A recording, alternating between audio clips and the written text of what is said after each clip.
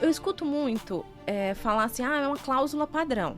Se a gente não está falando de um contrato de adesão, a cláusula não é padrão, tá? É muito fácil para aquela pessoa redigir, deixar daquele jeito. É conveniente, mas não é uma cláusula padrão, isso não existe. Exato, e agora com a reforma tributária, uma das coisas que o governo está fazendo é que uma empresa seja fiscalizadora da outra.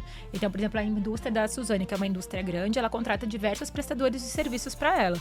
Se algum prestador não estiver cumprindo com o mínimo da legislação, ela vai ter dificuldade em alguns trâmites que ela vai fazer na empresa dela. E ninguém para se dar conta disso. Gente, por mais que seja simples o serviço, mas você tem que regulamentar, você tem que fazer por escrito quais são as obrigações daquelas partes, né? Porque existem obrigações que elas vão até além daquela prestação de serviço. O contrato se extingue, mas existem as obrigações posteriores. Porque assim, uma empresa, um empresário é uma engrenagem. E os contratos estão ali dando essa sustentação. Então não pode estar no Outlook que ia vencer um contrato e assim, todos os contratos ainda tem aquela história, tem 30 dias antes, 60 dias antes. Para notificar. E tem a questão dos reajustes. Quantas Exato. vezes você chega lá, não era esse preço, não, reajustou, ninguém negociou. Quando já virou contencioso, a gente vai ter uma terceira pessoa tomando uma decisão pela gente. Por quê? Porque é um juiz. O juiz está com a cabeça dele naquele momento, ele tem o entendimento dele, ele tem as convicções dele. Nem sempre ele vai buscar o melhor que são para as partes, ele vai de acordo com o entendimento dele. Quantas vezes eu já me deparei com situações que a empresa não estava cobrando as multas que estavam previstas no contrato. Exato. Mas só atrasou, gente, mas está no contrato. E assim, se você parar para pensar, vários contratos, você deixando para trás as multas, quando você soma, dá um valor absurdo. Contrato de prestação de serviço, pode assinar? Sejam bem-vindos a mais um episódio do Pode Assinar. Eu sou Mariana Pereira, advogada contratualista, e hoje nós vamos falar sobre um assunto que é de extrema importância para o universo empresarial, que é contratação. Você já contratou errado? Qual contratação é a mais adequada? PJ, CLT? E para conduzir esse papo aqui, eu convidei duas pessoas maravilhosas. A doutora Cris Dornelles. Doutora, muito obrigada por ter aceito o convite. Muito obrigada, Maria. Eu que agradeço pela oportunidade de estar aqui. E a empresária e advogada também, que acabei de descobrir mais essa habilidade dela, a Suzane de Azevedo. Muito obrigada por ter aceito o convite. Oi, Mari, super obrigada. Vamos aqui discutir, esclarecer e acho que compartilhar os pontos de vista é o que nos leva além. É isso aí. E para começar, eu quero saber, Cris, para a gente deixar assim todo mundo bem alinhado, o que é uma contratação PJ, o que é uma contratação pela modalidade seletista? Vamos lá, então. Eu acho que é a dúvida de muita gente, né? A gente acha que não, mas as pessoas têm muita dúvida Sim. com relação a isso. Normalmente, quando a gente faz uma contratação CLT, quando a gente faz todos os registros necessários previstos em lei, tem todos os benefícios, INSS, FGTS, o direito às férias e tudo mais. Então, é aquela modalidade que a gente já está mais acostumado, onde as pessoas entram, trabalham com todos os registros, todas as formalidades legais. O contrato PJ, ele já é um pouquinho diferente, eu acho que é aí onde que a gente pega a grande dúvida das pessoas. Quando ter um CLT e quando ter um PJ? O contrato PJ, a gente fala que não pode ter aquela pessoalidade, aquela subordinação direta. Então, algumas coisas têm que ser levadas com muita atenção para a gente ter esse cuidado. Então, a gente fala que o PJ é aquela pessoa que é um prestador de serviços, como de tecnologia, é uma pessoa que não necessariamente precisa estar todo dia presente na empresa, que ele pode ter uma equipe ou não para poder se fazer substituir. Então, acho que são essas as principais características que a gente tem. Sem contar que o PJ não tem todos os benefícios da CLT, que são INSS, FGTS, Fundo de Garantia, e algumas vezes acontece também, que eu acho que é um ponto que a gente vai trazer hoje, como que fica em casos de doença, acidente, como que fica essa situação dessa pessoa. Então, acho que esses são os principais pontos entre uma modalidade e outra. Tá, fala pra gente assim, numa visão geral, quando o empresário ele pode pensar em optar por seletista ou um contrato de prestação de serviço? Porque tem aquelas situações em que não cabe, mas ele quer contratar como prestador de serviço. Fala assim pra gente, dá um exemplo. Quando ele pode, quando não faz sentido? O que eu acho que vai fazer muito sentido ou não para contratar uma PJ é: ele vai precisar vir todos os dias? Vai ter uma subordinação direta nas atividades que ele faz? Ele é uma pessoa-chave dentro da minha organização? É uma pessoa que vai fazer todas as decisões, que vai ter acesso a informações? Eu acho que isso é o principal. E outra coisa que é muito importante é o valor que essa pessoa vai ter de remuneração. Porque a lei estabelece alguns tetos para quando a pessoa pode se enquadrar como PJ e outros não.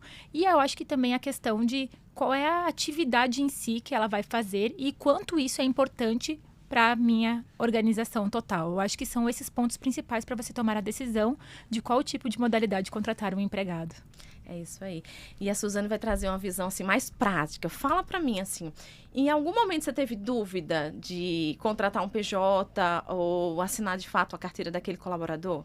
Eu acho que esse é um ponto, Marina, que assim, tem que ser muito bem esclarecido, porque as pessoas tiram a parte boa de um contrato e a outra parte, na hora que a coisa pega, na hora que tem alguma eventualidade, fala, mas eu também queria essa parte do CLT. Então, assim, eu acho que esclarecer e a pessoa ter autorresponsabilidade, que no começo, na contratação, é tudo lindo se você vai lá num PJ, porque ele tem a falsa percepção do que ele vai ganhar mais. Mas a gente tem que pensar sempre na jornada inteira da sua carreira, né? Sim. Na jornada, eu digo, enquanto se tiver... Porque as pessoas pensam muito no INSS, que tem toda a repercussão do Brasil e tudo, mas assim, quando a gente escolhe morar num país, escolhe morar numa cidade, escolhe uma carreira, a gente tem que suportar todas as consequências, né?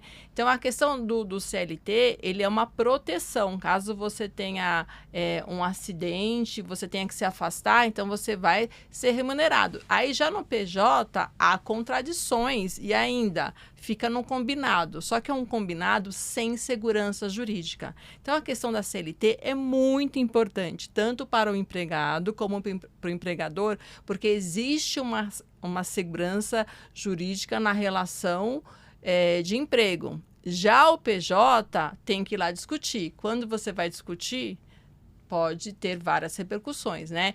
E pensando na visão ainda do funcionário, um processo trabalhista pode levar anos. E se você está ali contratado nos moldes do CLT, é muito rápido todo o trâmite, né?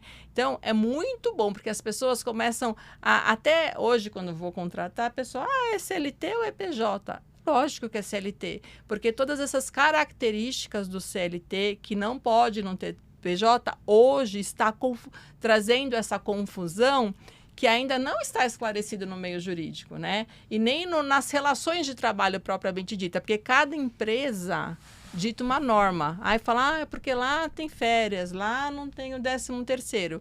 E assim, na prática, a pessoa fala lá, não, tudo bem, PJ. Quando chega lá dezembro, que vê todo mundo recebendo 13º e ela não recebe, aí vem aquela coisa, porque nós, brasileiros, estamos muito enraizados ainda com a CLT, com todas essas repercussões. Então, assim, eu acho que é um processo que está em amadurecimento, mas a gente tem essa contrapartida assistencialista muito forte do nosso país, né? Então, tem que tomar muito cuidado. E eu vejo que a maior atenção é para ainda o empregado, né?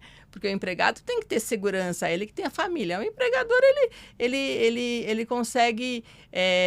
ele não tem essa segurança, mas ele tem outras vias de conseguir sair, né? Mas o empregado dedica tanto tempo do trabalho, dedica a sua carreira e, de repente, por exemplo, se a empresa eventualmente tem algum problema, né? Pode ter...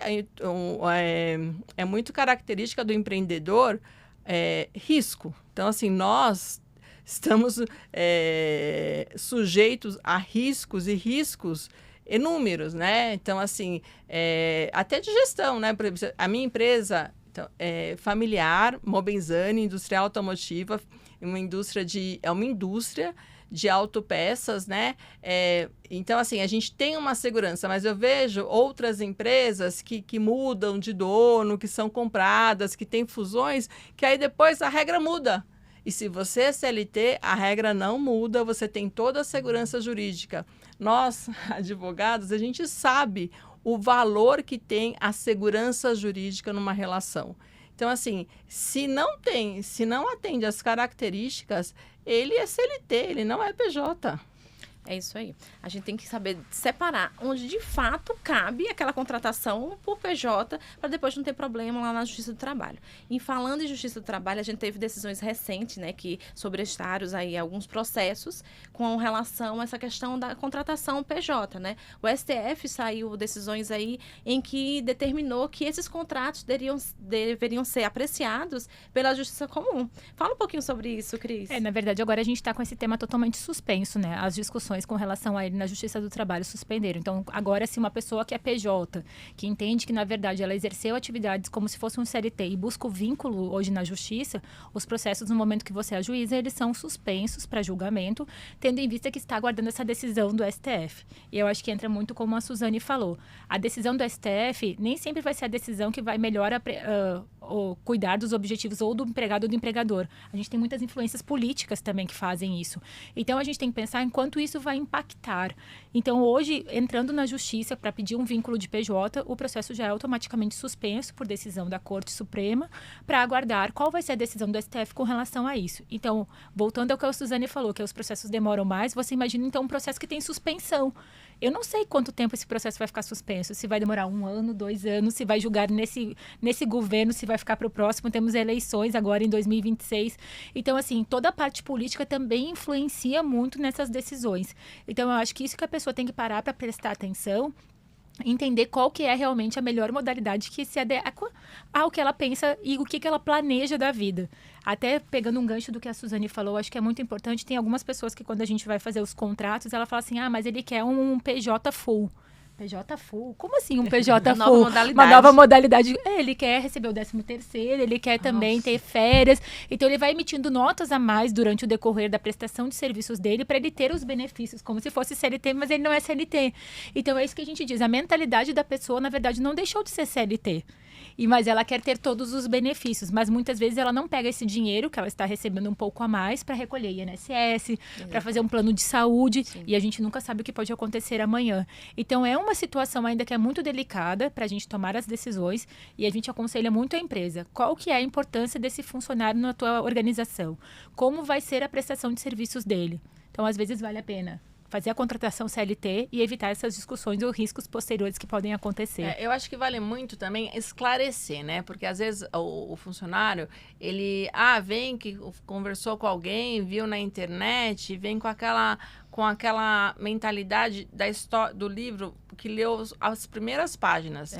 Eu acho que cabe muito a nós esclarecer, olha, e se acontecer isso? E assim, não acontece comigo? Eu tenho milhões de exemplos de falar, funcionário que teve problema de saúde, funcionário que veio a falecer. E aí, se a gente for no mercado, empresas que fecham, empresas que são vendidas.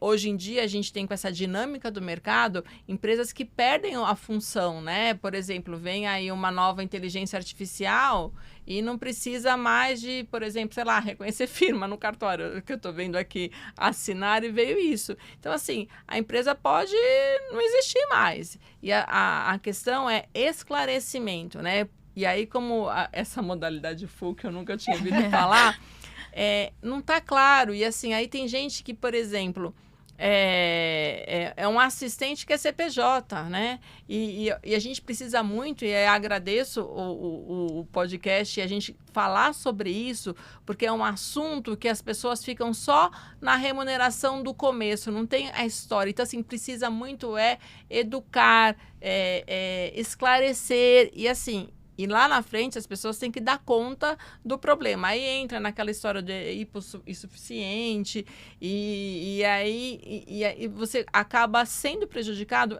o funcionário mesmo, porque ele precisa do dinheiro. E ainda, você trazendo essa questão aí da justiça, quando cai na justiça civil, é como na medicina, né? Se você tem um problema no coração, porque o cara é médico e o cara é clínico geral, ele não sabe resolver. Caindo isso na justiça civil, até formar um conceito, porque ninguém exatamente como na medicina, ninguém vai colocar a mão ou decidir alguma coisa que ainda está que não está esclarecido no meio, né? Então, mais uma vez, isso tem que ser esclarecido. E o que eu vejo muito hoje, as pessoas estarem convictas no PJ, né? e precisa pensar a longo prazo, E pensando a longo prazo, tem que pensar na carreira, e mesmo dela ser assediada por uma outra oportunidade e tomar uma decisão a curto prazo, então impulsiva. E isso, todo mundo está sujeito a ter uma decisão impulsiva. E quando você tem ali um comprometimento, um programa de crescimento na empresa e uma segurança, porque também, mais uma vez, no meio do caminho você pode ter problemas. Os problemas todos surgem, gente, né? Ano novo, mas os problemas estão sempre aí.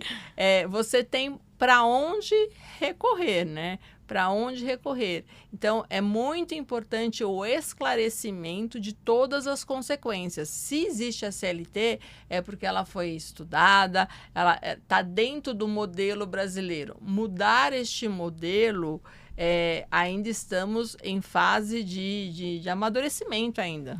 Eu vejo que a gente está, de fato, nesse processo, mas ele está evoluindo bastante. Sabe um lugar que eu estou sentindo essa evolução, apesar de que os domésticos são regidos por uma lei específica, né? Mas dentro dessa área da atividade doméstica, eu moro em Alphaville. Lá a gente tem dificuldade para contratação de mensalistas. O condomínio inteiro, a gente tem um grupo e toda hora lá, alguém tem aí uma indicação de uma mensalista? Tem essa dificuldade. Então, o que as pessoas fazem? Vão até a agência e procuram através da agência. Mas antigamente tinha tanto pessoal ali, né? Tanta demanda, tanta pessoas mesmo ali querendo esse tipo de serviço, mas hoje não tem mais. E aí, o que elas querem? Elas querem fazer diária. Por quê? Porque no final do mês, elas ganharam 3 vezes mais do que ganharia se fosse mensalista. Então, eu vejo isso que, de fato, está mudando. Está mudando através de várias profissões, né? A gente tem aqui pessoal que faz o marketing, né? O pessoal não quer ser registrado porque querem prestar o serviço para uma empresa, como para outras também, enfim. Tem aqueles casos e casos, né? Tem aqueles empregados que a gente não precisa ter eles dentro da empresa. Tudo bem, a gente não precisa ter aquela questão de subordinação. Então, as características do vínculo, elas são sim afastadas. Aí, ok, dá para a gente fazer um contrato, também é outra questão. O contrato também tem que ser bem feito, né, Cris? Exato. Não adianta o empresário ir lá, pegar um modelo pronto da internet e achar que está tudo certo. E não vai ser uma verdadeira lambança. Em vez de proteger, vai prejudicar. Eu acho que, pegando um pouquinho o gancho do que você está falando, Mari, eu acho que até a pessoa que quer se colocar efetivamente como um prestador de serviços PJ, ela também precisa do advogado. Porque ela precisa entender quais são as cláusulas que ela pode botar que vai dar alguma segurança jurídica para ela. Então, a gente fala assim muito do empresário, mas a pessoa jurídica, quando ela quer ser PJ, ela tem que entender que ela se equipara ao empresário. Então, que as negociações tomam um outro patamar. Então, não adianta eu falar só, por exemplo, a empresa da Suzane vai contratar um PJ. Ok, mas esse PJ, ele precisa estar estruturado com o advogado, com uma base, com a informação para poder tomar a decisão, porque as cláusulas contratuais vão ser aplicadas para ambas as partes. Então, você se equivale normalmente a uma empresa quando você vira PJ e você tem as mesmas responsabilidades e obrigações. E muitas das pessoas não têm essa mentalidade de entender que ela, a partir de agora, não é assim, eu sou empregado PJ. Não. Quando você vira PJ, você vira um mini empresário, né? Sim. Que você está iniciando nessa parte. Então, você vai ter responsabilidade tanto quanto a empresa que está te contratando. Então, eu acho que é importante as pessoas abrirem a cabeça para isso, assim. Não é só a empresa que precisa ter um suporte jurídico. A pessoa que é PJ, que presta serviço, que faz algum tipo de contrato, também precisa. Porque o chat ajuda. Sim. Mas ele tem muitas coisas que ele não traz, né? Tem muita gente que ele atrapalha. Exato. Eu vejo muitas cláusulas faltando e cláusulas em contratos que não fazem sentido para aquela relação. Então, isso é muito complicado, né? Não vai proteger a empresa como ela deveria proteger. Falando nisso, você consegue citar algum erro que você enxerga e que é bem grosseiro nessas relações? Que os empresários fazem contratos, mas fazem de uma forma aí e fica, de fato, faltando para proteger aquela relação. Eu acho, Mari, que o que eu vejo muito na minha área, assim, é os contratos de prestação de serviços mesmo. Então, assim, vou prestar serviços para uma outra empresa. Pega um contrato, aqueles modelinhos da internet, e não tem uma cláusula básica. Descumprimento do pagamento. E agora? Como que eu vou cobrar esse valor? Tem outra coisa também. Esse contrato, para a gente ter uma validade do contrato, ele precisa virar um título executivo. Não tem uma cláusula que fale isso, não tem assinatura de testemunhas, não tem vários requisitos necessários. Então, a gente fala assim, é óbvio que o chat vai fazer um contrato, mas ele não vai entender qual que é a realidade da tua atividade, como que isso pode gerar. Hoje, por exemplo, eu estava falando com uma cliente que ela faz montagem de estandes. E ela falou que ela está tendo um problema hoje com os painéis suspensos. Porque às vezes é preciso contratar mais cabos por causa de segurança. Gente, quem não é da área, quem não sabe entender a realidade, nunca vai conseguir. O chat não vai ter essa realidade do contrato. Então, o que a gente fala? Então, a gente acha que, na verdade, a gente está economizando tempo, buscando uma ajuda da IA. Não é que eu não goste da IA, gente, eu adoro a IA. Mas a gente tem que ter um suporte jurídico junto com a IA. Então, eu acho que isso que faz a diferença para as pessoas. É o que eu estava falando agora do PJ. O PJ acha que se a empresa fez o contrato, ele assinou, tá tudo certo. Sim, mas e as obrigações que ele tem como PJ? E as contribuições? E a reforma tributária que está aí, batendo na tecla de todo mundo, principalmente para quem presta serviços. Então, você não ter uma assessoria, não ter alguém que possa te dizer se está certo ou errado, com certeza vai te trazer grandes impactos e provavelmente, para não dizer 100%, serão negativos e pode mudar o jogo, né? Você já ouviu falar assim, um empresário dizendo, é só um prestador de serviço. Exato. E aí não tem contrato, e aí deixa por isso mesmo, porque é só um prestador de serviço. Gente, por mais que seja simples o serviço, mas você tem que regulamentar, você tem que fazer por escrito quais são as obrigações daquelas partes, né? Porque existem obrigações que elas vão até além daquela prestação de serviço. O contrato se extingue, mas existem as obrigações posteriores, né? Exato. E agora, com a reforma tributária, uma das coisas que o governo está fazendo é que uma empresa seja fiscalizadora da outra. Então, por exemplo, a indústria da Suzane, que é uma indústria grande, ela contrata diversos prestadores de serviços para ela. Se algum prestador não estiver cumprindo com o mínimo da legislação, ela vai ter dificuldade em alguns trâmites que ela vai fazer na empresa dela. E ninguém para se dar conta disso. Então, assim, uma coisa vai levando a outra. Então, ter uma fiscalização, ter alguém acompanhando, alguém antenado às mudanças, porque as mudanças legislativas são inúmeras. Hoje está valendo uma, amanhã já mudou alguma coisa. Então, assim, você não ter esse suporte, você com certeza vai ter um impacto que provavelmente pode até impactar na tua operação, né? E as pessoas não se dão conta disso. Não, e as repercussões, elas são tão grandes, né? E assim, não adianta falar assim, não vai acontecer comigo. Por exemplo, para o empregado, eu vejo muito a posição do empregado, né? Ele, por exemplo, se ele for financiar alguma coisa, ele vai ter dificuldade, né? Se a empresa, se ela tiver que diminuir o quadro, ela vai diminuir quem for PJ, porque não tem a multa, não tem tudo isso. Então, a repercussão, ela é muito extensa, né? E para cada um tem uma medida, uma importância. Por exemplo, se a pessoa tem uma família e tem filhos pequenos, é uma loucura ser PJ, né?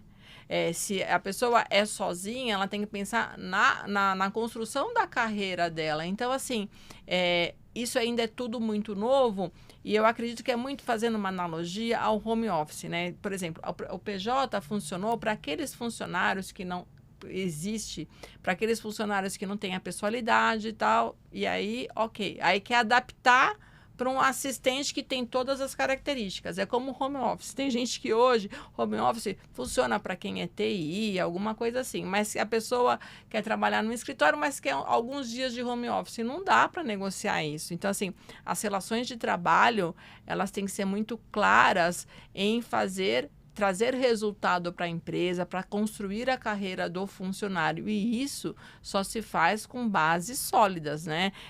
E aí também, aí acaba criando, né? Pensando em outra repercussão do PJ, aquela instabilidade. Uns são PJ, outros são CLT, aí uns querem cumprir horário. Aí quando quer cumprir horário, ok, mas aí se tem alguma coisa... Não, aí eu sou PJ. Aí causa um transtorno para todo mundo. Você já viveu isso em algum momento da empresa? Não, eu não vivi, porque hoje, sempre foi muito certa. Nós somos uma indústria, esse foi um estudo que nós fizemos exaustivamente, porque tem muitos pedidos, né? Hoje, nem tanto, porque justamente isso, a gente alertou e educou das repercussões. Mas eu vejo muito amigos, né? E a gente que vive nesse meio empresarial, completamente transtornados com esse assunto, porque assim, e aí aquela criança interna que todos nós temos, às vezes grita no meio de uma vida adulta com responsabilidade e não tem sentido, né? E aí ficam discutindo, sendo que a gente tem que discutir para crescer, para fazer mais, volta 5 casinhas no meio da relação de trabalho, né? Então, assim, hoje eu me preocupo muito com essa questão de esclarecer, porque as pessoas, elas estão muito rasas, né? E a vida não é rasa, a vida a vida adulta traz muitas responsabilidades e cada vez mais. E não adianta a gente querer fugir disso. Então, e o sistema, de novo, o CLT, ele está difundido no Brasil. A pessoa, que se ela se propõe a ser PJ dentro das modalidades, uma hora ela meio que levanta a mão, e sim, e outra, sempre na hora de que precisa, né? Nossa. Cris, me fala uma coisa. Por que o empresário, ele precisa, além de uma consultoria contenciosa, né? Ele precisa de uma consultoria consultiva mesmo. Por que você acha que é importante ter dentro da empresa esse tipo de trabalho? Maria, o que eu digo para os meus clientes é o seguinte, eu acho que o antes evita muito mais o prejuízo do próximo. Quando já virou contencioso, a gente vai ter uma terceira pessoa tomando uma decisão pela gente. Por quê? Porque é um juiz. O juiz está com a cabeça dele naquele momento, ele tem o entendimento dele, ele tem as convicções dele. Nem sempre ele vai buscar o melhor que são para as partes, ele vai de acordo com o entendimento dele. Claro que a gente tem algumas regras que são observadas, mas assim, ainda mais na justiça do trabalho, que é uma coisa muito informal. É muito depoimento de testemunhas, é muitas pessoas contando a sua versão da história. E cada vez que a pessoa escuta uma história ou presencia, ela interpreta da forma como ela está naquele dia e tudo mais. O preventivo faz o quê? Não é que você não vai fazer, mas você vai saber exatamente como fazer e da melhor forma. Então, você quer contratar uma pessoa PJ porque acha que vai ser mais barato. Ok. Você já calculou quanto custa ela CLT? Você já calculou o que ela pode te trazer de retorno CLT? Você já viu quais são os custos se ela entrar na justiça se for PJ? Então, o que eu acho que o consultivo, que as pessoas têm um pouco de receio do jurídico como um aliado nas decisões estratégicas da empresa, é isso. Na verdade, a gente vai prevenir que o teu prejuízo seja maior. Não é aquilo, não vai fazer. Eu não sou nunca do jurídico que não é para fazer. Não. Você pode fazer. Só saiba que se você seguir o caminho A, vai acontecer isso, isso e isso. E se você seguir o caminho B, vai ter isso, isso e isso. E a decisão vai ser de acordo com a estratégia que você quer de crescimento para a tua empresa. Mas você está com conhecimento sobre tudo. E é isso que o jurídico preventivo faz. Eu acho que ele é muito... Não é que o contencioso não seja importante, mas eu acho que ele é muito mais importante para decisões estratégicas de crescimento de uma empresa do que propriamente você chegar já com um problema onde já não tem muito mais o que ser feito. Pegando um gancho, Cris, assim, ser empreendedor é gestão de risco. Então, Exato. Você faz a sua gestão de risco o tempo todo. Só que a gente vive dentro daquele sistema, né? E a parte consultiva, ela agrega, porque ela fala, olha, existe mais isso, existe mais isso, existe mais isso. E aí, nós, como empreendedores, a gente tem que ver o que a gente dá conta de gerir de risco, né? Que, por exemplo, vamos falar, eu tenho milhões de exemplos, mas assim, é muito importante ter todo esse cenário, porque aí você fala, esse eu consigo, aquele eu não consigo, para tomada de decisão. E aí para completar ainda, assim, o que é muito, eu gosto muito dessa parte consultiva e eu tenho na empresa, porque assim, na hora que chega a notícia do problema, você fala, me falaram e eu já sei o que é isso. O duro é quando chega uma notícia, nós empreendedores, chega uma notícia que você fala, nossa, não passou pela minha cabeça e eu não sei nem por onde começar e eu não sei total repercussão. Então, o consultivo nesse momento é essencial. E ainda falando que o empregador, ele precisa ter um advogado, além do advogado, ele tem que ter um bom contador. Porque tem que emitir a nota, tem as obrigações acessórias, tem as mudanças da legislação e tem também a questão de, como eu falei, se você precisa financiar alguma coisa, você passa a ser um empresário.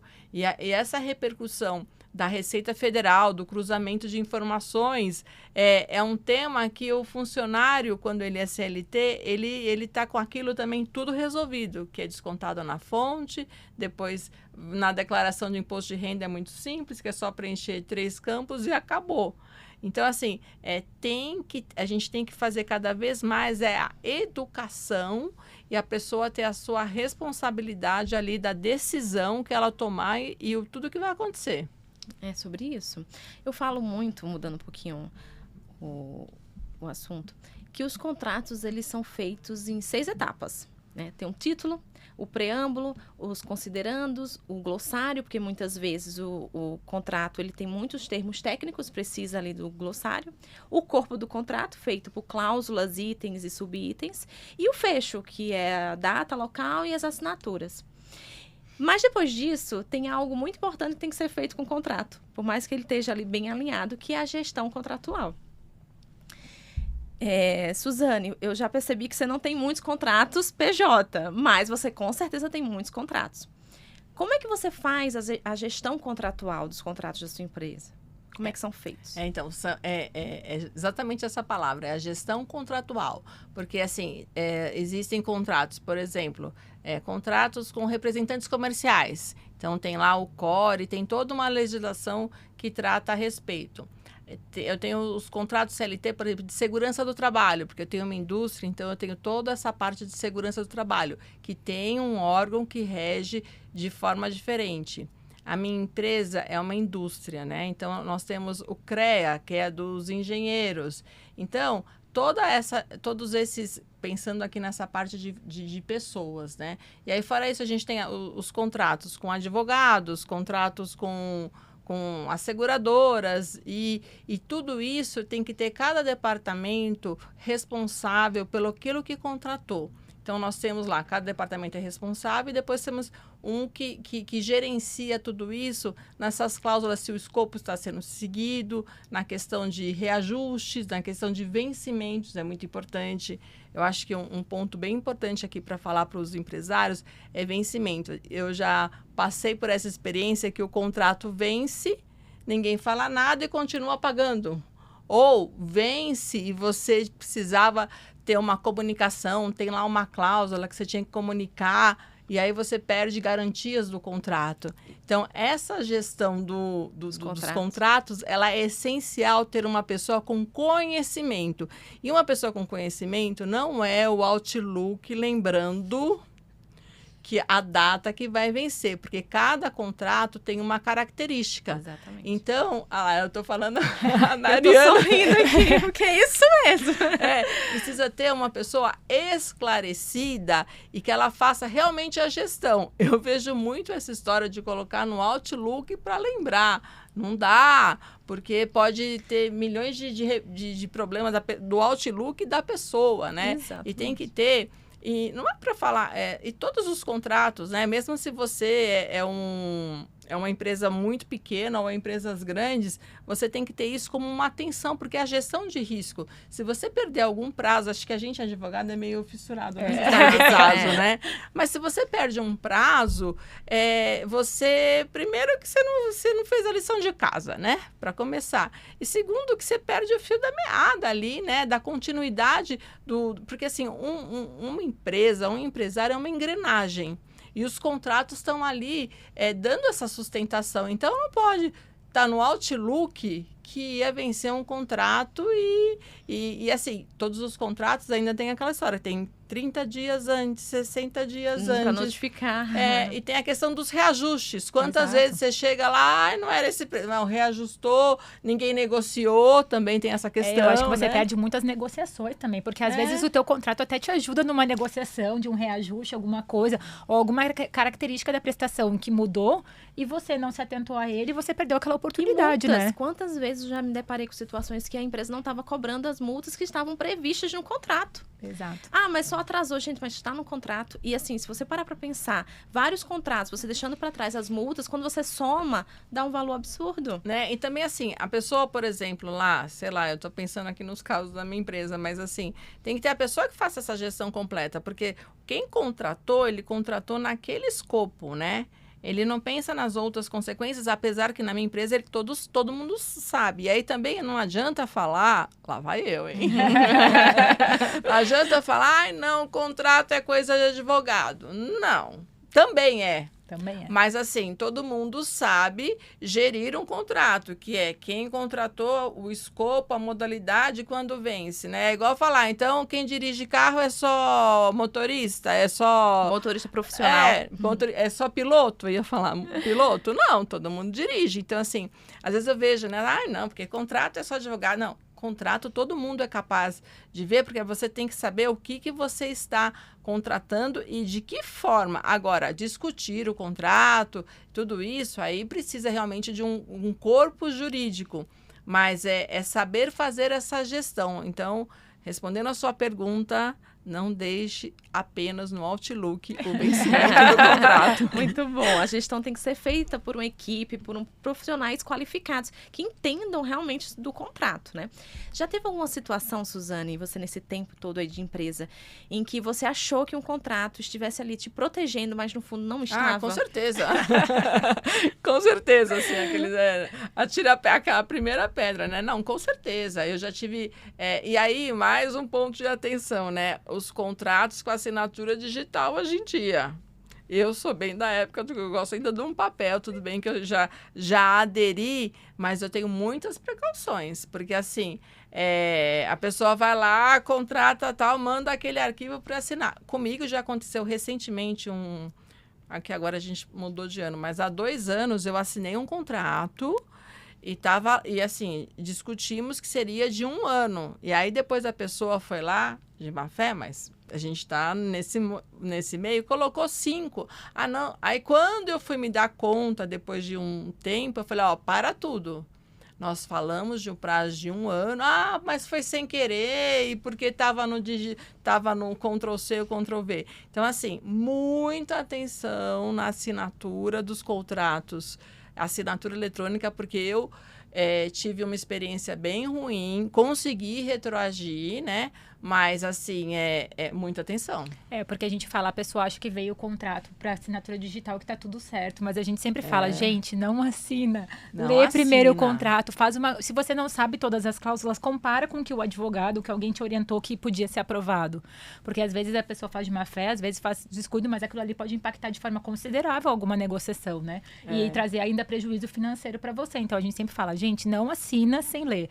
Lê o contrato, pede para alguém confirmar para ver se tá tudo ok, para depois você fazer a assinatura. E ainda falando de contratos, a gente faz, às vezes, né, existem contratos que são contratos com empresa muito grande e que acaba sendo um contrato de adesão. Mas você precisa saber que depois a gente fala assim, eu quero discutir isso, porque não adianta discutir. Então, por exemplo, todo mundo assina lá o contrato da internet. Então, você não vai discutir aquele contrato, porque é um contrato de adesão. Mas você tem que saber que, primeiro, é um contrato de adesão que você não vai discutir, mas que você tem que assumir as responsabilidades e todos os encargos que vier com ele, né? Porque, assim, as pessoas comparam. Eu não vou ler porque aquele letras miúdas, 10 folhas, eu não entendo nada. Quando a gente está falando de um contrato de adesão, ok, mas você tem que saber que você não vai discutir com ele. Exatamente. E a diferença entre contrato de adesão, contratos consumeristas em outras modalidades. Porque eu escuto muito falar assim, é uma cláusula padrão. Se a gente não está falando de um contrato de adesão, a cláusula não é padrão. Tá? É muito fácil para aquela pessoa redigir, deixar daquele jeito. É conveniente, mas não é uma cláusula padrão. Isso não existe.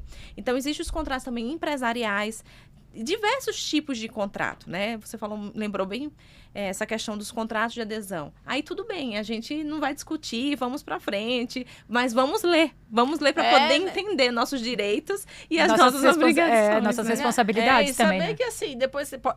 Eu não estou dizendo que contrato de adesão não pode ser discutido, todos podem ser, mas assim, o tamanho a relação de esforço versus resultado é que a gente tem que considerar, né? Então, eu acho que assim, a questão de colocar esses padrões, contrato é coisa de advogado? Não, porque a gente contrata o tempo todo, né? Sim. Isso é importante. Toda hora a gente está contratando. Existem os contratos tácitos, os contratos escritos, tudo é um contrato, né? Exato. Eu estive agora há pouco num congresso com grandes nomes do direito contratual.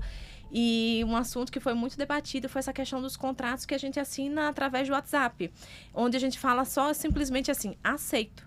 Eu já renovei seguro do meu carro várias vezes apenas digitando a palavra assim, concordo. Isso é um contrato. E ele tem validade jurídica, né? Então, assim, mesmo assim, por mais que seja fácil, a gente tem que ter um cuidado de fazer uma leitura adequada e tudo mais. Eu já entendi, Suzane, que você é muito adepta à contratação CLT. Mas me fala, então, assim, de forma bem sucinta. A contratação CLT, você acredita que ela vale mais a pena para o caixa da empresa do que a contratação PJ? Com certeza também. Primeiro, né, a questão do que o funcionário vai te dar de retorno cumprindo cargas horárias. E assim, e a gente vai e volta naquela essência, né? Se existe pessoalidade, subordinação, gente, é CLT. Não adianta querer colocar a fantasia do Mickey no Trump. Não adianta. Porque se tem todos os requisitos de pessoalidade, de subordinação, é CLT. Querem mudar a característica, mas se a gente tem que primeiro entrar na essência. Agora, se não tem, aí é outra coisa, mas respondendo a sua pergunta, para o caixa da empresa, vale contratar com CLT, porque você tem todas as seguranças. E da mesma forma, você tem a segurança com o funcionário, com a família dele. Eu me preocupo muito com a família, né? A minha empresa é familiar, para mim a família é um valor muito importante. Eu cuido muito dos familiares, dos funcionários da Mobenzani, né? Em todos os aspectos. E quando você dedica lá o seu tempo, a sua vida, você tem que dar uma repercussão, porque tem gente na tua casa te esperando. E o CLT te garante, né? É isso aí. Cris, fala pra gente assim, por que o contrato sozinho ele não vai proteger o empresário? Porque ele não atende às necessidades das negociações que estão sendo feitas. Então, assim, não adianta eu falar para você que eu tenho um contrato e que eu acho que aquele contrato vai me resguardar de qualquer coisa. Não é assim. Então, o que precisa entender como a gente estava falando aqui, você contrata todo o tempo. Só que alguns contratos que podem gerar um impacto para os teus negócios, eles têm que ter algumas pessoalidades da análise que você não pode deixar para o lado.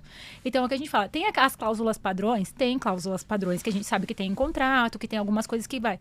Mas aquela cláusula padrão se adequa, é adepta ao que tu faz, ao que tu vende, ao que tu presta de serviços? Não, então você precisa modificar ela. Então, não é porque ela é usada normalmente em quase todos que ela vai servir para você. Então, acho que assim, não é simplesmente ter um contrato. É você saber, como a Suzane falou, o que está escrito naquele contrato. O que você tem que entregar, o que você tem que receber. Porque algumas pessoas têm problemas dentro da estrutura empresarial por não saber exatamente o que foi contratado. Ela falou assim, não, mas eu combinei com a Mariana que a Mariana ia fazer tal coisa. Sim, mas onde é que está escrito isso, que a Mariana ia fazer tal coisa? A gente fala algumas vezes e as pessoas não entendem exatamente como a gente está falando. Se você tiver por escrito, você consegue garantir que aquela ali seja entregue, ou que você consiga prestar aquele serviço daquela forma. Às vezes você fala com um cliente, até no serviço jurídico, mas eu contratei meu advogado. Sim, mas o que ele falou que ia te prestar? Não, a gente não falou, só falou de boca. Sim, mas e qual é o tipo de prestação? Como que você vai cobrar aquela atividade? Como que você vai saber se a pessoa está fazendo certa?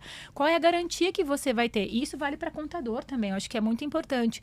Hoje você tem que ter uma relação de confidencialidade, sim, com as pessoas, mas não só para execução dos serviços, de saber que realmente aquela pessoa vai fazer aquilo que combinou com você.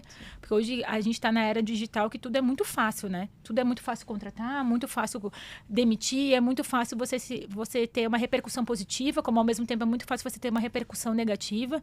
Então, como que você protege? E eu digo mais, mesmo nas relações CLTs, que a gente tem falado aqui, você tem algumas coisas que você tem que observar. Se você divulga muito o teu empregado nas redes sociais, você precisa de uma cláusula que preveja isso. Se você precisa que o teu empregado saia, talvez pensar em alguma coisa de segurança para que isso aconteça.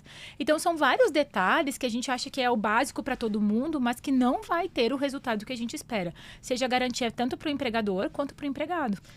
Aqueles contratos padrões também de trabalho não serve para todos os empregados. Porque tem situações que você tem que pormenorizar ali a atuação daquele empregado dentro da empresa, né? Exato. Essa é uma coisa... Eu acho que antigamente até... a gente lembra que vendia os recibos na papelaria, que você comprava os recibos. Também tinham os contratos mais ou menos prontos. Só que hoje ele não serve mais para a realidade que a gente vive, né? Então, o que eu acho que a gente tem que entender é isso. Por isso que eu sou muito a favor do consultivo, que eu acho que a Suzane usa muito isso para ela, assim. E até para você, eu tenho uma empresa familiar, eu tenho uma empresa pequena. Todo o tempo você está contratando. Como que eu resguardo todos os meus direitos e minhas obrigações? É através do contrato. Então, você ter um suporte jurídico para isso vai fazer toda a diferença no teu negócio. Muito bom. Suzane, dá um recado aqui, um conselho para o empresário. Quando o assunto é contratação, o que ele não pode deixar de fazer? Muito boa a sua pergunta, hein? Eu acredito que a gente tem que pensar a longo prazo e nas consequências nas consequências deste longo prazo. Porque, assim, toda a construção de uma empresa, toda a construção de uma carreira, ela tem esse tempo. E esse tempo, ele é construído com constância, ele é construído com perseverança e tem que ser em bases sólidas. Não dá para fazer uns arrumadinhos, senão você vai colher uns arrumadinhos. Então, assim, a direção que eu sempre dou faça tudo certinho. É difícil? Mas lá na frente você vai ter esse resultado. E ainda, se você está fazendo algum jeitinho, é porque tem algum outro problema na sua empresa, no preço, ou na condução, ou na gestão, que você não consegue encaixar. Às vezes, a minha empresa ela já foi bem pequena. Começou, vou fazer 34 anos de Mobenzani. Então, a gente começou lá atrás num cenário muito difícil, mas a gente sempre acreditou que tinha que fazer tudo certo para poder colher lá na frente tudo certo. Então, isso é que traz a força. É como musculação, ou como tudo na vida, quando você quer construir algo construir algo grande. Então, precisa ser em bases sólidas. E não dá para fazer esses arrumadinhos no básico. É aquela frase, né? Fazer o básico bem feito. Não adianta querer dar um jeitinho, porque depois vem a conta. É isso aí. Cris, dá aqui um recado, um conselho para os empresários. Eu acho que o principal conselho que eu trago, não vejam o jurídico como um problema, vejam como um aliado. Eu acho que é isso que é a mentalidade, que é como a Suzane falou, da educação que a gente precisa trazer para os empresários. Hoje todo mundo fala, não deu certo aqui, não deu certo lá, vai empreender, vai abrir uma empresa, vai fazer. Você pode fazer, eu acho que todo mundo tem condições mas você tem que saber todas as coisas que estão envolvidas nisso. Então, assim, use o jurídico como teu aliado. E não como sendo assim, vou gastar dinheiro com esse advogado, só me dá custo.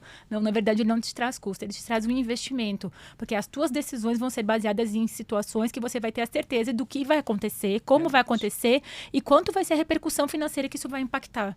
Eu acho que tomar uma decisão, você sabendo de todos os passos que você pode tomar, eu acho que faz toda a diferença num negócio. Então, acho que esse é o meu grande recado para os empresários. Não fujam do jurídico. O jurídico é aliado. Aliado. Muito bom. Eu quero agora, assim, honestidade, tá, Suzane? A pergunta que vale milhões aqui. Contrato de prestação de serviço, pode assinar? Tem que ser... pode assinar dentro das condições que estão estabelecidas na relação de trabalho. Se existe pessoalidade, é CLT. Se não existe, pode ser o PJ. Muito bom. Cris, contrato de prestação de serviço, pode assinar? Depende, o advogado não consegue dizer 100%, mas ele pode ser assinado, sim, quando cumpridas as formalidades legais para isso. De outra forma, eu acho que a gente tem que estudar e verificar a situação caso a caso para ver o que mais se adequa, tanto para a empresa quanto para o empregado. Eu acho que a gente tem que pensar sempre que a gente ter os dois lados satisfeitos, com certeza a gente vai ter um retorno muito maior do que a gente gerar uma disputa já no início, que não vai trazer o que a gente espera das pessoas. Então, acho que ser muito honesta, conversar tudo, esclarecer, educar a pessoa para que ela saiba exatamente o que ela está optando em fazer, eu acho que a gente consegue ter um resultado muito positivo. Conclusão, o direito não é uma ciência exata. Cada caso é um caso. E você tem que buscar a orientação de um profissional qualificado para não te deixar numa situação complicada aí dentro da sua empresa. Tem situações que podem levar até a falência da sua empresa, sabia? Então, gente, esse aí foi mais um episódio do Pode Assinar. Te vejo no próximo episódio. Até lá!